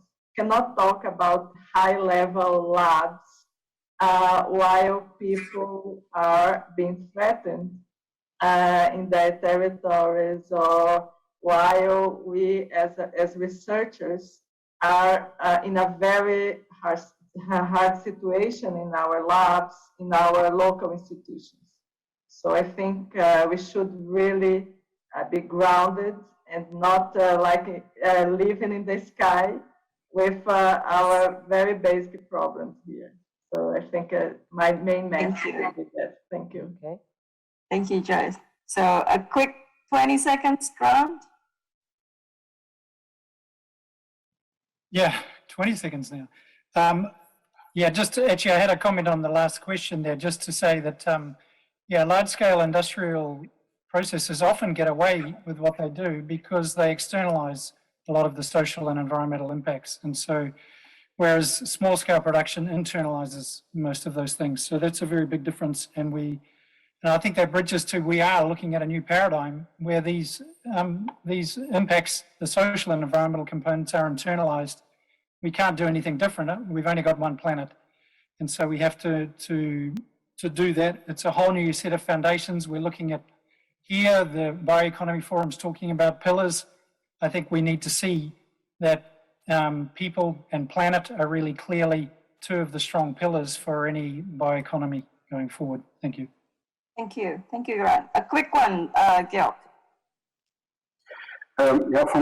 Very quick, what I think is important is embracing complexity. And what Joice really nicely mentioned is indeed in the bioeconomy discussions, we should differentiate between, let's call it forest-based bioeconomy and, you know, products, NTFPs and so on, maybe stuff like this that might be niche markets, but also there's a danger of over-exploitation. I mean, if we consider in the olden times, coffee was a forest product. Now we have commodified it, and it is a part of the discussions about monoculture. So I think we have to differentiate between niche markets and the big commodities, biomass, and the issues involved with that, and embrace complexity. Life is too complex for blueprints, and we have to embrace local situations and find local solutions for global problems. Thank you. Yeah. A quick closing statement, Fernanda, if you don't mind.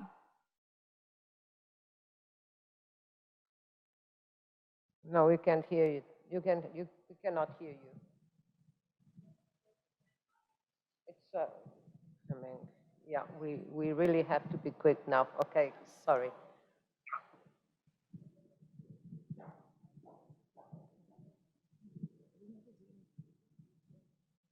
Hey, okay. So I think my advice is to see what is the potential of Brazil, of our country, and put a unit like the communities and the bioproducts to stay in harmony with the nature, with the environment. So that's my advice and my consideration for this. Great. Thank you so much for our panelists, and that's the end of our discussion. Over to you, back Teresa. Thank you so much for everybody, ladies and gentlemen. Thank you. Thank you to all of you. I would like to give a round of applause to this panel, and very particularly to Fernanda, who was here with us physically and all by herself. So thank you so much for being here, Fernanda. Thank you. The pleasure is all mine. Thank you. Bye, Aida. Nice seeing you. Bye-bye. So now, all of you, I would like to invite you for coffee break. We will have 20 minutes out, and then looking forward to have you back so we have more interesting examples of the bioeconomy. Thank you.